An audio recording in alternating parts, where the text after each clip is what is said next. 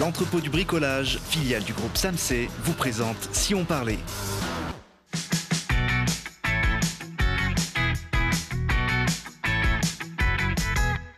Parce que c'est important de regarder aussi ce qui se passe près de chez nous. Télé Grenoble vous donne la parole tous les jours du lundi au vendredi. Aujourd'hui, avec nos invités, on va découvrir le vélo couché, se glisser sous le chapiteau du plus grand cirque de France et prendre les boules avec un sport qui rêve d'olympisme. Et pour parler de ces sujets, je reçois Floriane Amar, membre de l'équipe de France de Sport Boule. Bonjour. À côté de vous, le patron, le DTN, directeur technique national du Sport Boule, Jacques Farès. Bonjour. Bonjour. On a également Frédéric Duloup, adepte du vélo couché, qui est venu d'ailleurs sur ce plateau avec son vélo. Bonjour. Bonjour. Bienvenue. Vous nous expliquerez comment ça fonctionne tout à l'heure. Et puis, dernier invité, Gilbert Gruss. Bonjour. Bonjour. Vous êtes le directeur du célèbre cirque Arlette Gruss, c'est le nom de votre maman. Exactement. Un cirque familial qui est aujourd'hui le plus grand de France. Exactement. Alors, vous êtes à Grenoble pendant quelques jours jusqu'à dimanche sur l'esplanade avec un nouveau spectacle.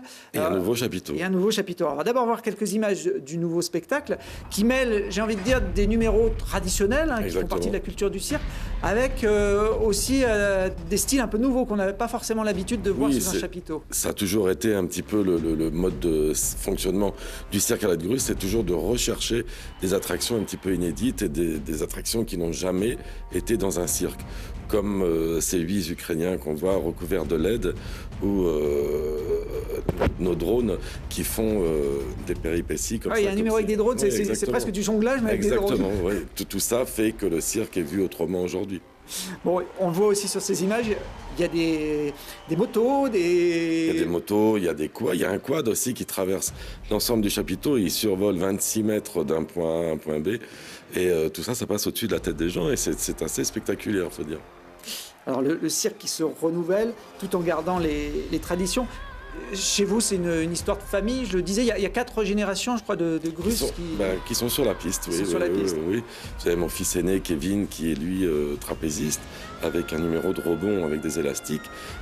Ma fille aînée, Laura, qui s'est mis dans les chevaux, bien sûr. Il fallait bien qu'au moins un membre de la famille récupère les chevaux. Voilà, il n'y avait pas le choix.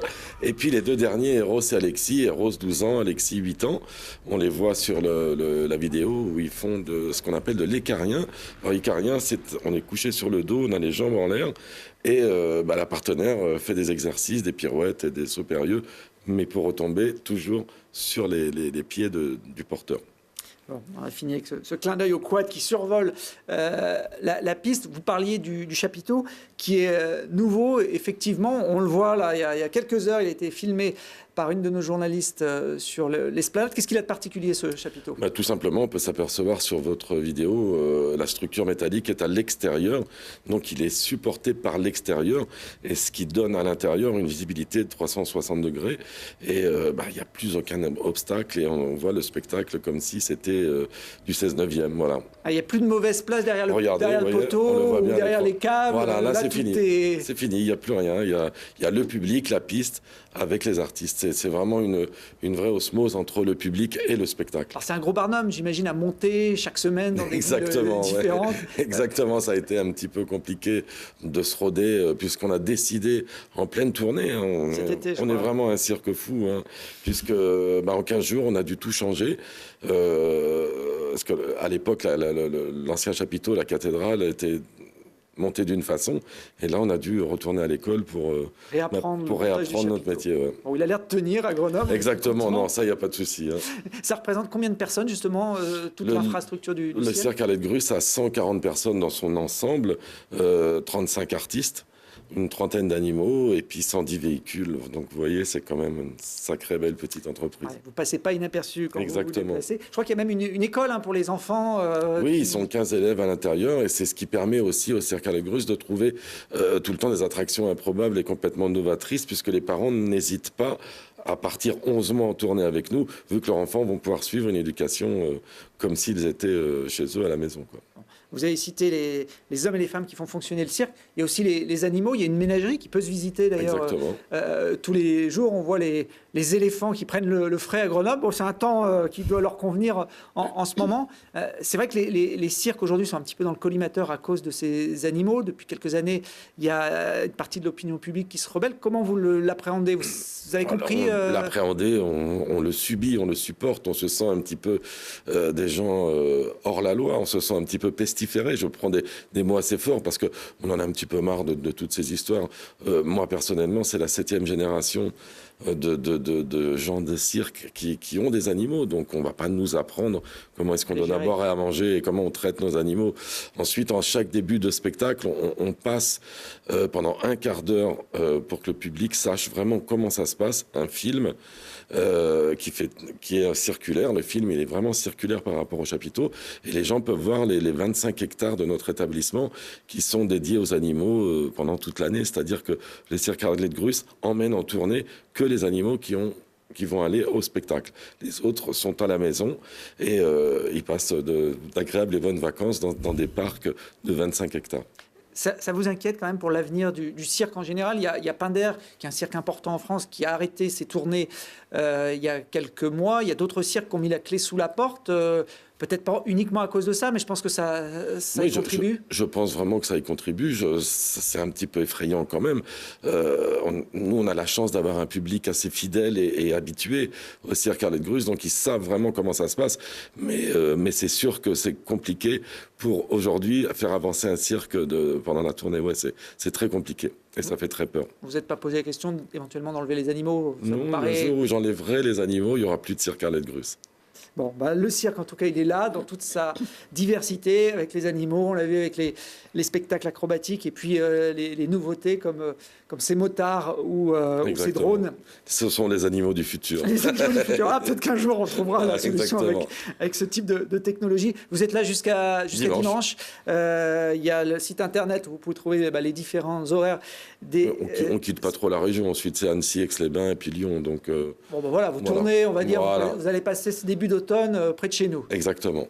Et bien voilà, j'espère que en tout cas la moisson 2018 ici dans la région Auvergne-Rhône-Alpes sera bonne.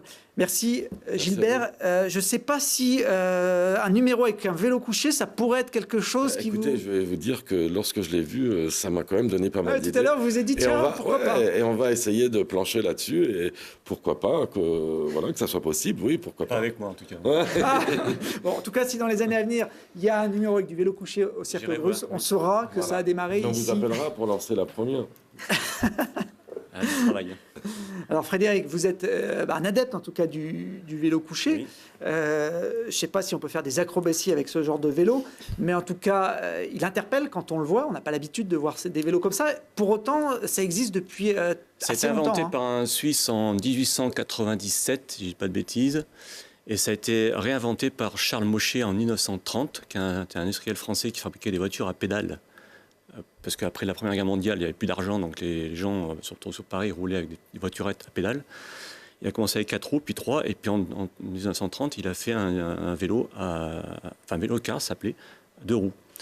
Et pour refaire la promotion, il a demandé à un coureur professionnel de courir avec son vélo. Alors il a fait appel à un coureur de premier ordre, qui a vu le vélo, qui a trouvé très bien, très confortable, mais qui a dit « je vais être ridicule avec ce vélo, donc je ne veux pas ». Donc il a fait appel, on voit là à l'écran, un coureur de second ordre, Francis Faure, qui lui a accepté. Et une première course sur circuit, il arrive sans vélo, il a commencé à subir les colibés que nous on entend couramment en roulant, c'était déjà fatigué.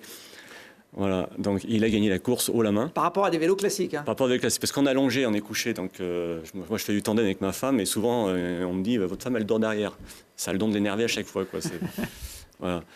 Et donc pendant 3 ans, il a tourné sur les pistes, il a gagné pratiquement toutes les courses en Europe, alors que c'était un coureur de second ordre.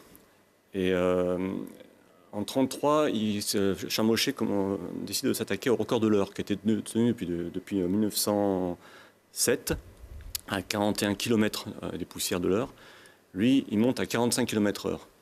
Évidemment, en vélo droit, ce qu'on appelle nous les vélos droits, c'est les vélos que tout le monde connaît. Un champion de première heure, c'était Maurice Richard. Il a dit, moi je vais le tenter aussi, mais il est arrivé à 44. Et là, les problèmes ont commencé. En même temps, Charles Mochet a embauché un autre coureur pour faire des courses sur route. Il commence avec le Paris-Limoges, il gagne la course. Voilà. Après, c'est mal passé aussi pour lui, parce que dans une autre course, il s'est retrouvé tout seul devant. Au bout de 100 km, il y avait 10 minutes d'avance. Et les directeurs sportifs se sont dit faut l'arrêter. Donc, ils se sont entendus entre eux et tout le peloton s'est acharné sur lui. Il a été battu comme ça. Contre les vélos couchés.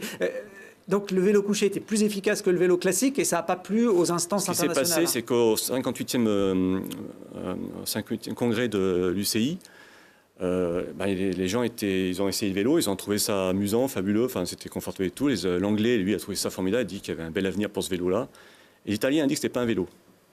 Et là, la polémique a commencé. On avait 2 records, un vélo droit à 44 et un vélo couché à 45. À 44, c'était un cycliste de premier ordre et en vélo couché, non. On a commencé à dire que Francis Fort, sous ses victoires, n'était pas valable parce que ce n'était pas un grand cycliste, c'était un petit cycliste, ils l'ont dit comme ça. Et donc, on ne peut pas considérer ces victoires comme des victoires. Et 1er avril 1934, l'UCI a défini le protocole du vélo parce qu'ils avaient un problème, c'est-à-dire c'est quoi une bicyclette? Donc ils l'ont sorti du cadre, on va dire. En fait, ils ont défini des dimensions d'un vélo, notamment le pédalier doit être à peu près à 25-30 cm du sol. Ils ont défini la distance entre le pédalier et la hauteur de selle, la selle et le guidon, ce qui fait que le vélo couché, il n'entrait pas dedans forcément. Alors, on va faire court quand même là-dessus parce que c'est intéressant, mais le vélo couché est sorti des cadres, on va dire, officiels des courses, etc. Oui. Pendant 50 ans, il passait un petit peu aux oubliettes. Il reste un moyen de déplacement très efficace. Le record de vitesse en vélo couché, on en voit quelques images, c'est un Canadien, je crois qu'il a établi, à pratiquement 140 km/h sans aucune aide. C'est ça, uniquement par la force des jambes. Ce qu'on voit, c'est donc ce qu'on appelle un vélo mobile. C'est un vélo. C'est juste le carénage, lui, il est dessous. Il est dessous, dedans. Il ne voit pas l'extérieur, il a des écrans à l'intérieur. Il a 2 roues et il est monté à presque 140. Et Barbara Boitois, elle, est montée, je crois, à 124 km/h sur le même principe. Donc uniquement en pédalant, alors effectivement... Alors, ça montre tout l'intérêt du vélo couché, c'est l'aérodynamisme, en fait, qui est pour la même puissance. On a moins de prise au vent qu'un vélo classique, c'est voilà. Ça l'atout principal? Non, je dirais que l'atout principal, c'est le confort avant tout. Ce sont des vélos qui sont extrêmement confortables. On n'a aucune douleur. Tous les cyclistes, 90% des cyclistes se plaignent de quoi? De la selle. Là, on n'a plus de problème, on ne sent plus rien, on n'a plus de douleur dans le haut du dos, ni les poignets, ni les épaules, tout le haut du corps est parfaitement détendu.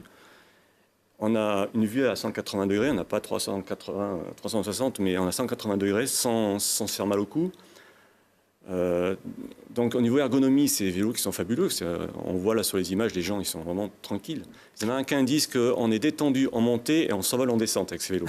Il n'y a pas de guidon par contre, comment on dirige Si, il y a un guidon là.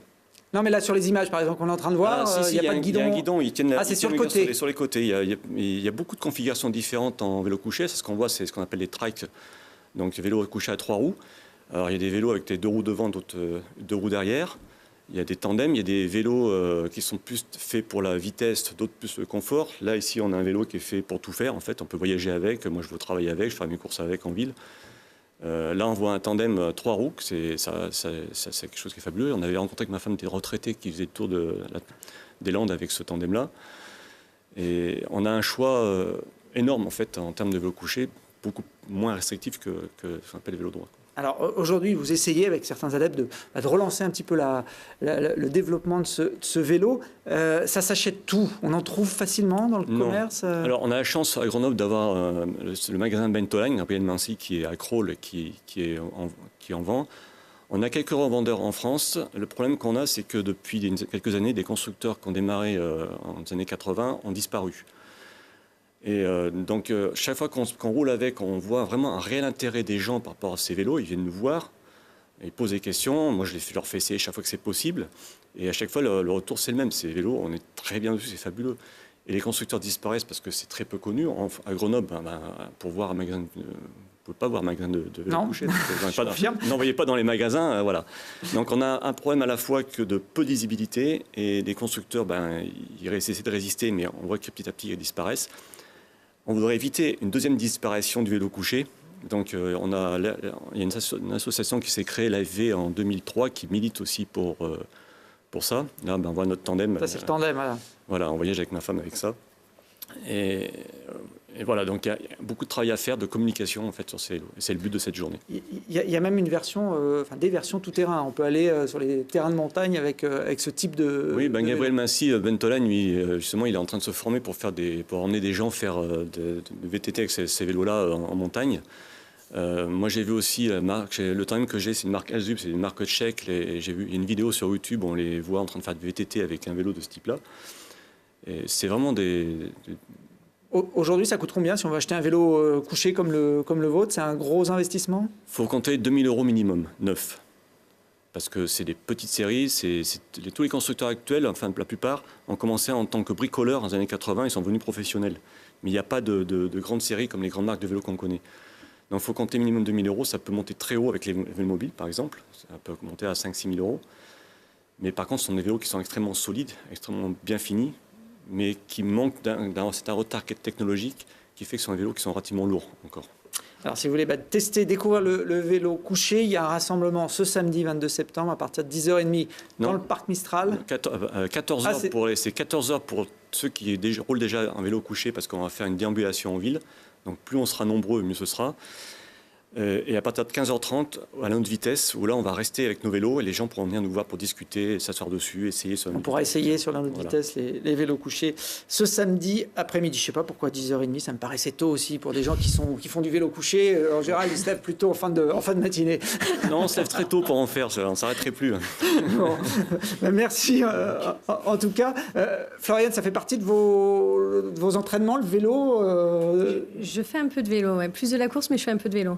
Bon, vous essayerez de vélo couché. J'essaierai. Après, vous faites partie de l'équipe de France de sport boule, la boule lyonnaise. Les deux termes sont utilisés. Vous êtes d'ailleurs le capitaine de l'équipe de Fontaine, qui est l'une des meilleures équipes françaises dans l'agglomération grenobloise. Et Jacques, vous êtes le DTN. C'est une discipline qu'on se confond souvent quand on ne connaît pas avec la pétanque. Hein. Oui, c'est l'éternel débat. Le mot boule, c'est vrai qu'il identifie très vite à la pétanque.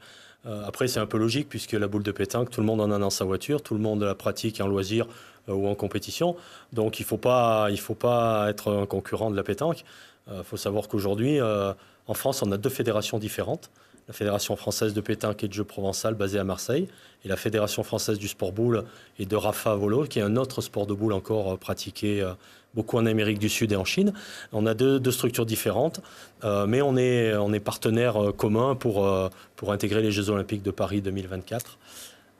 On en parlera peut-être un peu plus longuement. On va en parler tout à l'heure. Ouais. Ça, c'est une boule lyonnaise qui est effectivement plus grosse, plus lourde que les boules de pétanque qu'on peut avoir notamment l'été. Ça se joue un petit peu de la même façon sur certaines règles, mais il y a quand même une partie beaucoup plus sportive dans la pétanque, notamment dans la lyonnaise, pardon, oui, forcément je vais les confondre. Dans la lyonnaise, notamment sur le tir, puisque le tir se fait toujours en action, Floriane. Oui, effectivement, on a une prise d'élan pour effectuer notre tir, contrairement à la pétanque où ils n'ont pas le droit de bouger du cercle.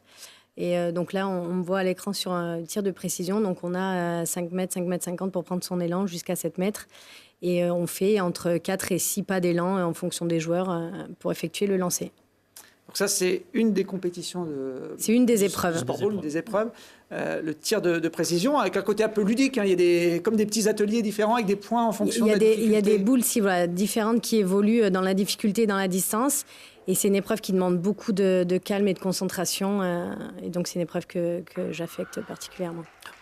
On se spécialise dans la boule lyonnaise où tout le monde doit être capable de faire tout. Il y a différents profils, en fait. On peut se spécialiser ou toucher un peu à toutes les épreuves. On a une partie traditionnelle et on a une partie qu'on voit à l'écran un peu plus sportive. Il y en a pour tout le monde, en fait. Alors là, on a vu avec vous le tir de précision. Il y a le tir progressif qui lui est encore plus sportif. Ce sont les images qu'on voit là. Avec, je crois que c'est votre cousine. Une petite cousine. Qui était en finale des championnats de France. Là, c'est quoi le principe, Jacques ? Le principe, c'est tout simple. C'est un duel sur 5 minutes de tir où le joueur ou la joueuse ne fait que tirer pendant ces 5 minutes. Donc, il y a des ramasseurs de boules qui gèrent tous les aspects, remise en place de la cible et remise en place de la boule du tireur sur un porte-boule. Et il faut toucher une boule de plus que son adversaire pour gagner le match dans un temps imparti, qui est un temps de 5 minutes. Voilà, donc c'est une épreuve de référence mondiale. Avec un record du monde et des championnats d'Europe, championnats du monde. Et là, on assiste à la finale du championnat de France de tir de cette année. à Coulommiers, en région parisienne. Avec Nelson Montfort qui était à vos côtés pour commenter cette épreuve sur France Télévisions. Il faut courir pendant 5 minutes tout en étant précis. Ça demande effectivement, là j'imagine, pas mal d'entraînement et de coordination. C'est toute la beauté et la complexité de notre sport. On est toujours en conflit vitesse-précision. Donc il faut aller vite, mais il faut être précis. Pas trop non plus, oui. Voilà, c'est ça. Il faut trouver le bon dosage. Et du coup, ça demande beaucoup de préparation physique, mentale et voilà, des heures d'entraînement. C'est quoi votre record, vous, Doriane, sur cette épreuve? Sur le tir progressif, moi, c'est 41 touches sur 43 lancers tentés. Et en tir en relais, mon record, c'est 50 sur 53, donc avec une partenaire. Bon, en 5 minutes. En 5 minutes. Les spécialistes apprécieront, parce qu'effectivement, c'est aussi une des caractéristiques de ce sport, c'est que ça se pratique en relais et même en équipe mixte. C'est d'ailleurs l'un des atouts de votre candidature pour devenir un sport olympique. Oui, disons que c'est vrai que la pratique féminine est un atout important et la pratique en mixte est aussi une évolution de notre sport qui se prête très bien à une pratique garçon-fille, parce que le lancer de boule n'est pas un lancer de force. Contrairement à ce qu'on pourrait penser, parce que la boule pèse 1 kg, on la lance, on n'a pas le droit de la faire rouler pour tirer, il faut qu'il y ait une trajectoire aérienne, donc on la lance entre 12 et 15, 17 mètres pour les garçons, mais c'est pas un lancer de force, c'est vraiment un lancer de coordination entre la course et le lancer, et je dirais même que si on force pour lancer, on n'est pas précis, donc il faut vraiment préserver cette notion-là. Du coup, l'association des filles et des garçons pose aucun problème, et je dirais même est un atout, notamment auprès du Comité international olympique. Bon, on saura dans quelques mois si le sport boule rentre au giron olympique. J'imagine que ça vous aiderait à booster ce sport. Vous manquez encore de licenciés, notamment de recruter des jeunes. C'est pas le plus simple. Oui, on est victime un peu de notre image parce que en fait, finalement, nos épreuves qui sont, comme a dit Floriane, accessibles à tous. Du plus jeune âge jusqu'aux retraités. Chacun peut trouver sa forme de pratique, mais ce qu'on oublie surtout, c'est qu'il y a aussi un volet compétition de très haut niveau avec des athlètes qui voyagent dans le monde, puisqu'aujourd'hui on a plus de 70 pays affiliés à la Fédération internationale de boule, que les Chinoises sont numéro 1 mondial, qu'il y a du sport boule dans les universités en Chine. Voilà, donc on n'est pas, même si on a boule lyonnaise dans notre nom, on n'est vraiment pas cantonné à notre région Auvergne-Rhône-Alpes, on est vraiment un sport mondial. Et sur tous les continents, hein, les Australiens jouent, les Chiliens, les Argentins. Donc je pense qu'on souffre de cette, je ne dirais pas de méconnaissance, mais on est vraiment cantonné dans la pratique de loisirs, un petit peu de personnes âgées, alors que vraiment, il y en a vraiment pour tous les publics. Jacques parlait des voyages. Votre prochain voyage, Doriane, ce sera fin octobre en Chine, justement. En Chine, oui. En Chine, on va faire les championnats du monde en senior féminin et j'ai hâte. On suivra les résultats de l'équipe de France en Chine, notamment des joueuses de la région. Mais avant ça, il y a une échéance ce week-end à Grenoble, enfin à Saint-Égrève, juste à côté de Grenoble, puisque vous rencontrez l'Italie, qui est aussi une des grandes nations du sport boule en France. Ça fait partie de notre préparation. On rencontre effectivement l'équipe d'Italie et c'est une très bonne préparation, une première compétition de référence avant de faire les derniers réglages pour la Chine. Alors ça se passera samedi toute la journée et dimanche matin avec Jacques toutes les disciplines 14h30 le début, hein, 14h30 n'est pas le matin, mais bon voilà, 14h30 jusqu'à avec les horaires aujourd'hui. Une soirée 22h, on doit finir à 22h le samedi, donc une petite partie en nocturne et puis le dimanche matin 9h 12h30. On découvrira toutes les facettes. Oui, on a 6 épreuves de référence au niveau mondial. On a 2 épreuves physiques à dimension physique qu'on voit sur les images. On a 2 épreuves un peu plus mentales, le tir de précision qu'on a vu tout à l'heure et le combiné qui est une autre épreuve. Et puis 2 épreuves qu'on connaît, qu'on peut pratiquer à la pétanque en simple et en double, en tête-à-tête et en doublette. On retrouvera vraiment toutes les épreuves avec les meilleures joueuses du monde puisqu'on a plusieurs filles françaises et plusieurs italiennes qui ont été titrées déjà au niveau mondial. Eh bien, très bien, c'est donc ce week-end au Boulodrome rue des Glaireaux à Saint-Égrève, Boulodrome couvert, donc même s'il pleuvait, vous pourrez profiter de ce sport de haut niveau. Et puis en plus, ils se mettent un peu aux couleurs du cirque Grus, couleur, le fluo, etc., qui rend les choses beaucoup plus sympas. Regardez, merci tous les 4. Merci à vous. Merci à vous. On se retrouve dès demain pour la dernière de la semaine.